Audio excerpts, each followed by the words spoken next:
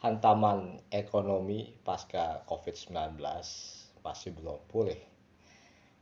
Ekonomi global masih dalam tahap krisis. Jadi prediksi-prediksi yang mengatakan telah membaik, telah berjalan di arah yang benar, itu ternyata dalam kenyataan di lapangan atau real time-nya tidak seperti itu. Bahkan negara seperti Amerika dan Cina serta Inggris, Jerman itu masih mengalami sebenarnya yang kita sebut dengan krisis ekonomi. Walaupun seperti di Amerika jumlah pertumbuhan angkatan kerja dan lapangan kerja itu meningkat ya seperti yang kita lihat dalam banyak laporan berita. Tetapi pada kenyataannya harga-harga barang itu semakin naik. Karena kenapa biaya hidup naik? Karena ditentukan oleh supply energi yang sangat dibutuhkan oleh industri. Jadi supply energi di sini bisa berupa minyak bumi ataupun gas untuk kepentingan industri atau bisa juga batu bara. Nah, di sini kita melihat bahwa masih belum ada solusi yang tepat bahwa green teknologi yang diharapkan mampu menjadi standar industri baru ya dengan energi bersih yang diharapkan bukan hanya menjaga pelestarian lingkungan tetapi juga mampu menciptakan nilai ekonomi baru, ternyata kontribusinya masih sangat kecil dan masih banyak yang mengatakan ini adalah pilihan energi yang sangat mahal biayanya. Bahkan beberapa negara seperti Inggris pun ingin beralih lagi ke energi fosil untuk mengurangi beban kerja pemerintah di bidang ekonomi yang mendapatkan juga reaksi keras dari para aktivis lingkungan. Jadi memang masih belum bisa dikatakan bahwa ekonomi global ini pulih. Memang ada proses bertahap ya, tetapi kita juga harus mengakui bahwa proses itu juga masih terlalu jauh untuk mengatakan benar-benar pulih dari krisis. Harga energi yang meningkat tentu karena supply terbatas, sementara permintaan meningkat itu justru akan membuat harga barang ya khususnya kalau kita di Indonesia mengenal itu sebagai sembako itu akan naik dan itu tuh sudah terjadi ya di banyak negara ya termasuk di Indonesia bahwa semenjak perang Ukraina Rusia harga-harga barang produk-produk yang kita konsumsi ya sudah banyak yang naik seperti harganya itu fluktuatif. Ada produk-produk misalnya produk-produk biskuit yang murah yang 2000-an ya tetap mereka menahan harga cuman jumlah ukurannya ini diperkecil. Kita juga lihat mie instan sekarang berbeda dengan mie instan dulu ya. Ada beberapa paket pilihan dengan harga tetap, uh, ukuran mie instan pun dikurangi. Jadi itu sebenarnya adalah untuk supaya mereka bisa bertahan di pasaran, dibeli konsumen, tetapi memang kita melihat bahwa produk yang ditawarkan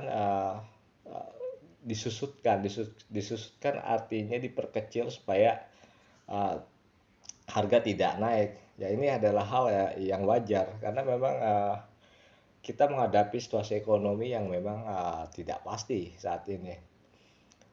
Masih banyak pekerjaan rumah bagi para ahli ekonomi dunia karena masalah dari tahun ke tahun itu masih sangat berat karena ekonomi saat ini tidak bisa dilihat dari perspektif ekonomi saja tetapi juga dari banyak faktor seperti perubahan iklim yang menyebabkan iklim di bumi ini meningkat dengan drastis ya sekitar 1,5 derajat Celcius yang mengakibatkan panas ekstrim terjadi di banyak negara dan itu mengganggu aktivitas ekonomi.